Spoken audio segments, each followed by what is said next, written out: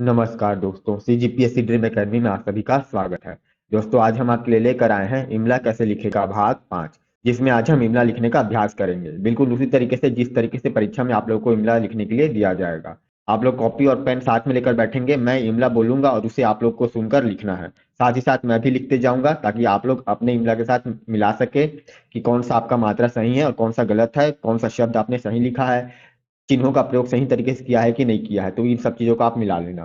तो इमला पूरा लिखने के बाद आप लोग मिलाते जाना, या फिर लगभग 4-5 लाइन लिखने के बाद आप मिला सकते हैं कौन सा सही है कौन सा गलत है। तो जैसा कि 200 शब्दों का हमें इमला लिखना है कुल 50 अंक के लिए, तो यहाँ पे भी हम लोगों ने लगभग 200 शब्दों का एक इमला लिया हुआ है जिसे हम लिखेंगे। तो चलिए शुरू करते हैं। इमला लिखने से पहले आप लोगों के लिए एक जरूरी सूचना। सब इंस्पेक्टर परीक्षा और शिक्षक भर्ती परीक्षा के लिए हमारा टेस्ट सीरीज लॉन्च कर दिया गया है, जिसका समय सारणी आ चुका है। आप देख सकते हैं यहाँ पे दोनों का समय सारणी दिया गया है। तो यदि आप सब इंस्पेक्टर या शिक्षा भर्ती परीक्षा की तैयारी कर रहे हैं तो यह टेस्ट सीरीज आप लोग के लिए बहुत ही महत्वपूर्ण होने वाला है, क्योंकि यह पूरी तरीके से आयोग के पैटर्न पर आधारित है। जिस तरीके से परीक्षा में आप लोगों से प्रश्न पूछा जाने वाला है, बिल्कुल उसी तरीके से हम लोगों ने यहाँ पे आप लोगों के लिए प्रश्न डिजाइन किया है। तो यदि आप इनमें से किसी भी परीक्षा की तैयारी कर रहे हैं तो आप यह टेस्ट सीरीज ज्वाइन कर सकते हैं, या फिर अगर आप चाहें तो अपने मित्रों को भी इस चीज की सूचना दे सकते हैं कि हमारा टेस्ट सीरीज चालू हो चुका है और उन्हें वो ज्वाइन कर सकते हैं। अधिक जानकारी के लिए ये दिया गया जो नंबर है इस पे आप कॉल या व्हाट्सएप करके अधिक जानकारी प्राप्त कर सकते हैं। रजिस्टर करने के लिए आप लोगों को एक रजिस्ट्रेशन फॉर्म भरना पड़ेगा, जिसका लिंक आप लोगों को नीचे डिस्क्रिप्शन में और कमेंट बॉक्स में मिल जाएगा। तो उस फॉर्म को भर के आप रजिस्टर करवा सकते हैं, वहां पे आप लोगों को इसका फीस वगैरह और सारे डिटेल्स मिल जाएंगे। तो चलिए अब हम इमला लिखना शुरू करते हैं। स्वच्छता, यह केवल एक शब्द नहीं है।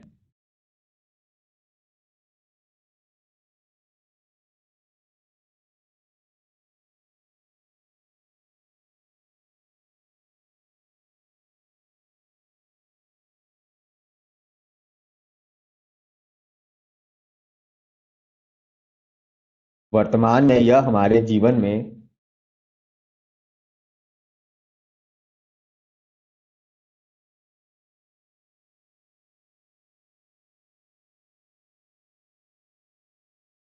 जीवन में बहुत अहम भूमिका रखता है।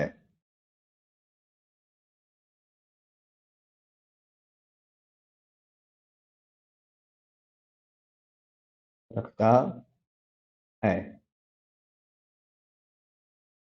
इसलिए हमें स्वच्छता की इसलिए हमें स्वच्छता की आदत जरूर होनी चाहिए।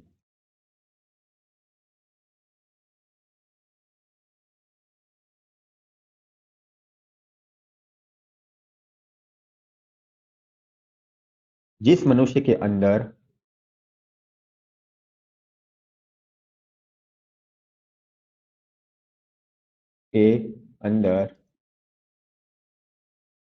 स्वच्छता की एक अच्छी आदत होती है,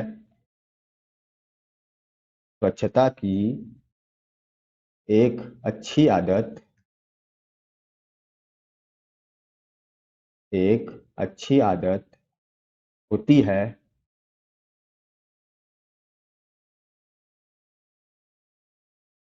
वह अपने घर, अपने आसपास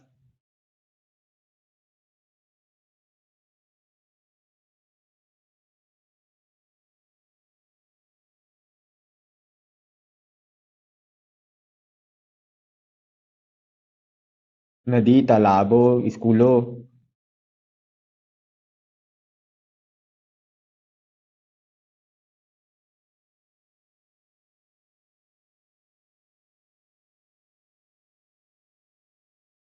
आदि को गंदा करने की सोचता भी नहीं है।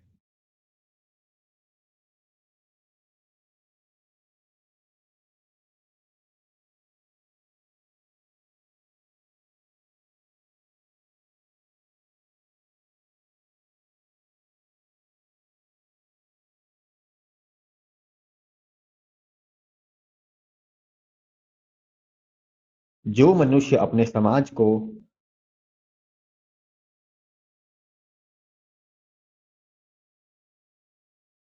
जो मनुष्य अपने समाज को साफ सुथरा रखता है, साफ सुथरा रखता है।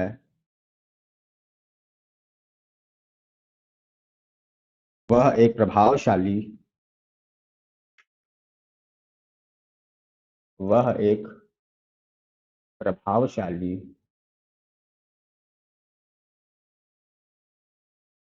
और अच्छे चरित्र वाला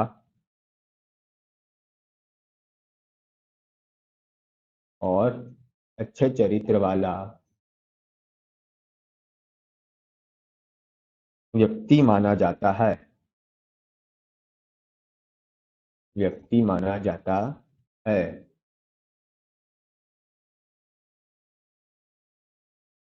तथा हमारी इस धरती पर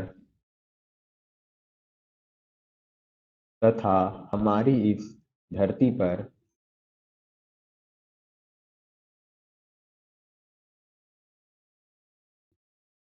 हमेशा जीवन को संभव बनाने के लिए हमेशा जीवन को संभव बनाने के लिए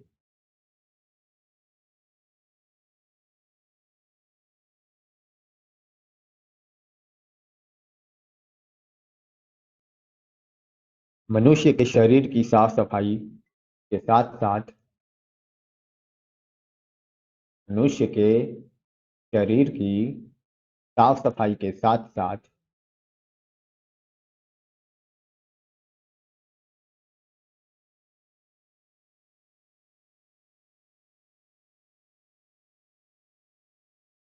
प्राकृतिक साफ सफाई भी बहुत आवश्यक है। प्राकृतिक साफ सफाई भी बहुत आवश्यक है।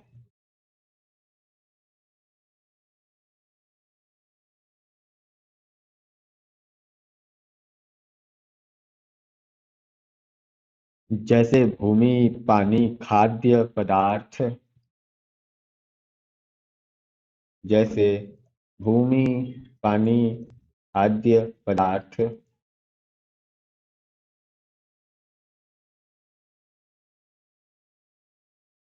आदि को साफ सुथरा रखना चाहिए। आदि को साफ सुथरा रखना चाहिए।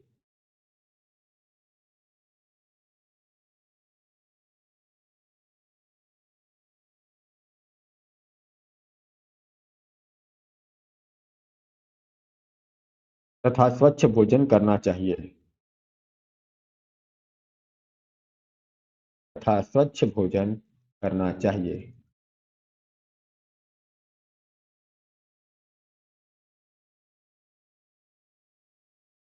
यदि हमें अपने आने वाले भविष्य को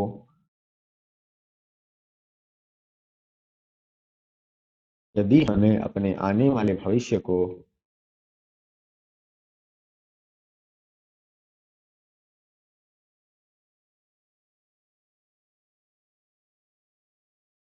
स्वस्थ और स्वच्छ देखना है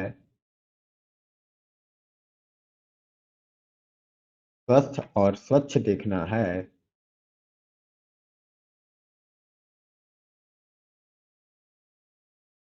तो हमें खुद आसपास के वातावरण की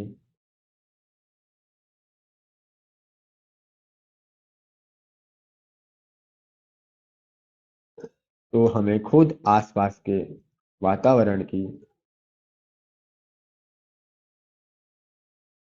साफ सफाई का ध्यान रखना होगा। साफ सफाई का ध्यान रखना होगा।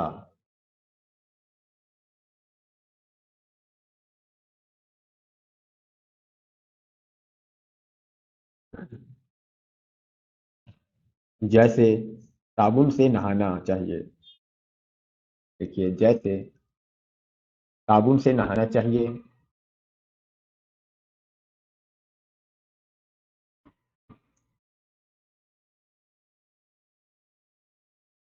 समय पर नाखूनों को काटना चाहिए।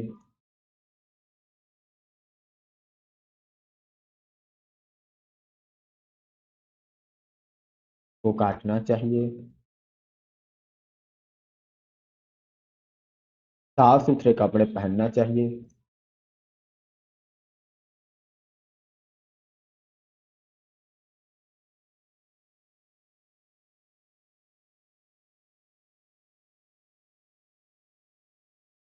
घर को भी साफ रखना चाहिए।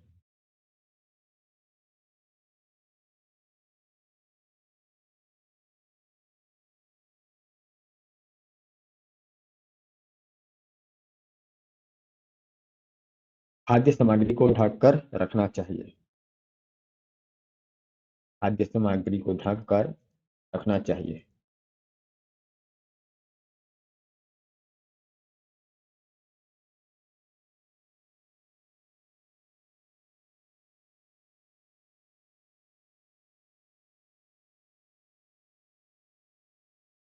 बाजार आदि से खाद्य पदार्थ लेते समय भी बाजार आदि से खाद्य पदार्थ लेते समय भी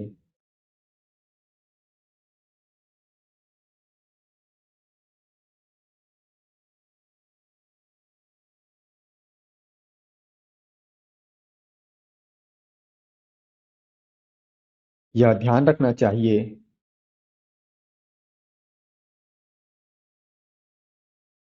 यह ध्यान रखना चाहिए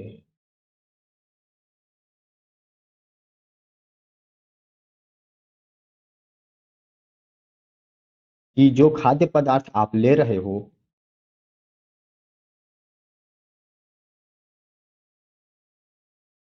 कि जो खाद्य पदार्थ आप ले रहे हो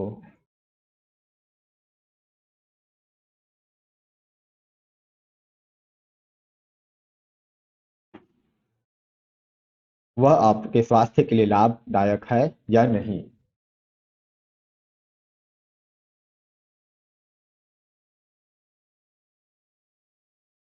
वह आपके स्वास्थ्य के लिए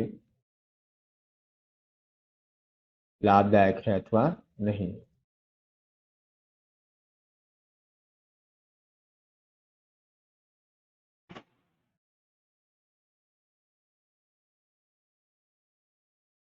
इस प्रकार हम अपने जीवन को इस प्रकार हम अपने जीवन को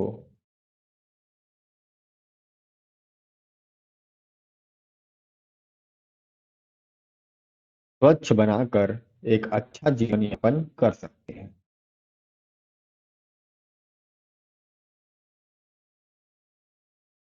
स्वच्छ बनाकर एक अच्छा जीवन यापन कर सकते हैं।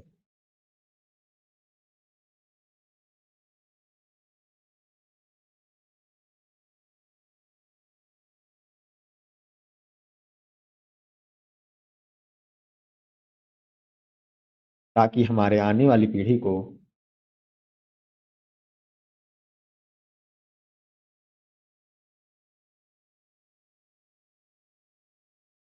ताकि हमारे आने वाली पीढ़ी को अस्वच्छता से जूझना ना पड़े।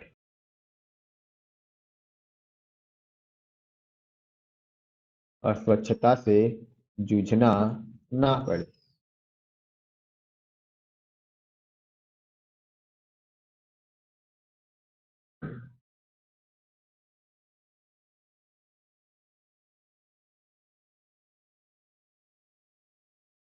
तो दोस्तों ये था आज का हमारा इमला।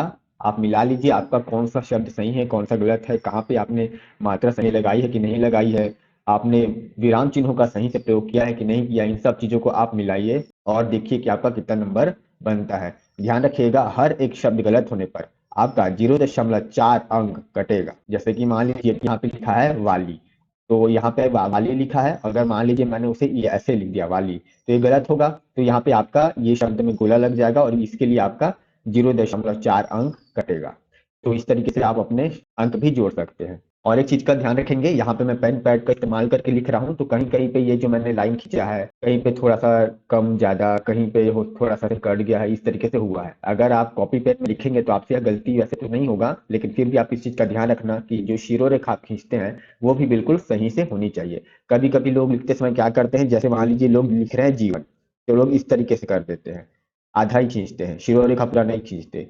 तो ये गलत हो जाएगा आपका, आपको शिरोरेखा भी पूरा लगाना है। तो इन सब चीजों का भी आपको ध्यान रखना है, हर एक छोटी से छोटी चीजों का। तो इस शिमला का आप अभ्यास जरूर कीजिए।